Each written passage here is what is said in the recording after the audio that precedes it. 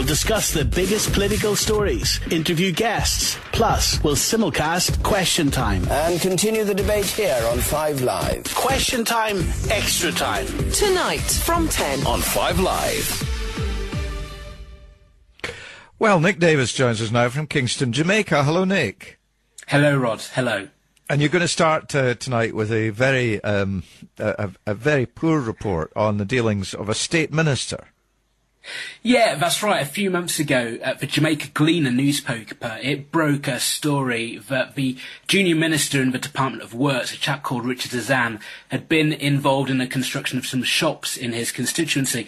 Nothing wrong, you might think, in that in itself, but it hadn't been approved. There had been no permission, so therefore it was illegal, and the people who worked in his constituency office had actually been going there and collecting rent on these wooden shops. Now, there were understandably calls for his resignation over it from members of civil society, from the opposition, no surprise there. The PM that said that she would wait, Portia Simpson-Miller, she said she'd wait for an internal investigation and also one done by the Office of the Contractor General, the OCG, before weighing in.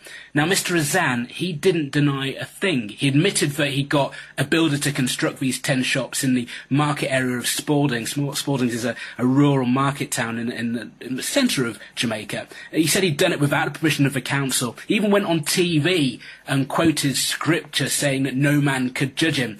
Well, he was actually pretty wrong about that. The internal inquiry, which was done by the People's National Party, the ruling party, it cleared him of any wrongdoing. But despite the fact that he said that he didn't make any money financially, the OCG, the Office of the Contractor General, sent a file to the Director of Public Prosecutions.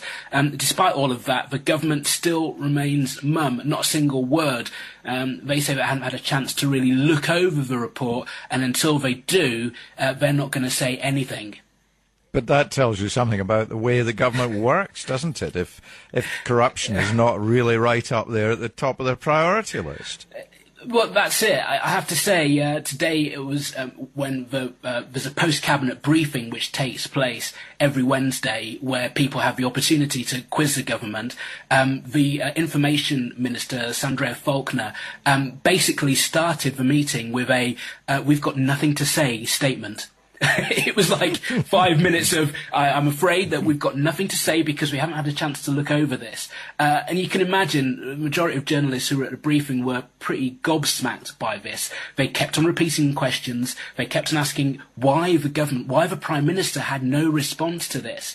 And they were told that she didn't have a chance to read it. They said, well, we've had a chance to read it. Surely the Prime Minister will have got some statement which can come out.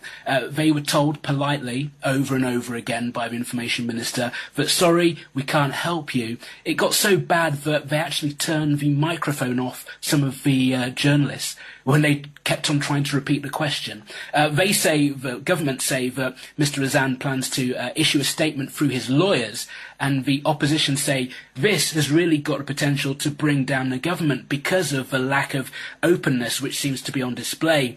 Now, bearing in mind the local government report said that they cleared him of any wrongdoing, it really does sort of leave a bit of a funny taste in the mouth. You've got the government report saying one thing, you've got the Office of the Contractor General saying another. People say this is probably one of the biggest stories in Jamaica this year. Well, let's turn to Haiti, because